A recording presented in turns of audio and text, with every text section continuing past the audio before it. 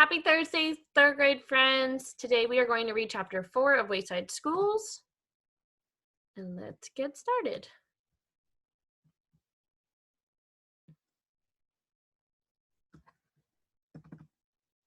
Okay, chapter 4, Sherry. Sherry had long eyelashes. She weighed only 49 pounds. She always wore a big red and blue overcoat with a hood.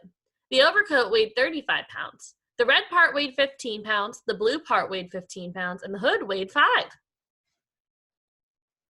Sorry, y'all, this thing gets messed up. Her eyelashes weighed 1.5 pounds. She sat next to the window in Mrs. Jewell's class. She spent a lot of time staring out the window. Mrs. Jewell didn't mind. Mrs. Jewell said that a lot of people learn best when they stare out the window. Sherry often fell asleep in class. Mrs. Jewell didn't mind that either. She said that a lot of people do their best learning when they are asleep. Sherry spent all of her time either looking out the window or sleeping. Mrs. Jewell thought she was the best student in the class. One afternoon, it was very hot. All of the windows were open, yet Sherry still wore her red and blue overcoat. The heat made her very tired. Mrs. Jewell was teaching arithmetic. Sherry pulled the hood up over her face, buried herself in the coat, and went to sleep. Mrs. Jewell, said Kathy, Sherry is asleep. That's good, said Mrs. Jewell. She must be learning something. Mrs. Jewell continued with the lesson. Mrs. Jewell, Sherry is snoring, said Kathy. Yes, I can hear that, said Mrs. Jewell. She must be learning an awful lot today. I wish the rest of you could be like her. Sherry began to toss and turn. She flopped over on top of her desk and then rolled over on top of Kathy's desk. Then she rolled back the other way. Kathy screamed. Sherry rolled out the window. She was sound asleep. As you know, Mrs. Jewell's class was on the 30th story of Wayside School, so Sherry had a long way to go. After she had fallen 10 stories, Sherry woke up. She looked around and she was confused. She wasn't in Mrs. Jewell's class and she wasn't at home in bed. She couldn't figure out where she was. She yawned, pulled the hood back over her eyes, and went back to sleep.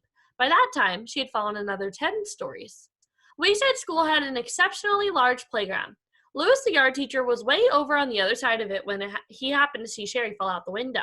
He ducked under the volleyball net, hurtled past the kickball field, hopped over the hopscotch court, climbed through the monkey bars, sped across the grass, and caught Sherry just before she hit the ground. The people in Mrs. Jewell's class cheered. Sherry woke up in Louis's arms. Darn it, Louis, she said. Why did you go and wake me up for? I'm sorry, Sherry, said Louis. I'm sorry, Sherry repeated. Is that all you can say? I was having a wonderful dream until you woke me up. You're always bothering me, Louis. I can't stand it. She laughed and hugged him around the neck. Louis carried her back up 30 flights of stairs to Mrs. Jewell's room. That evening, when Sherry went to bed, she was unable to fall asleep. She just wasn't tired. All right, friends.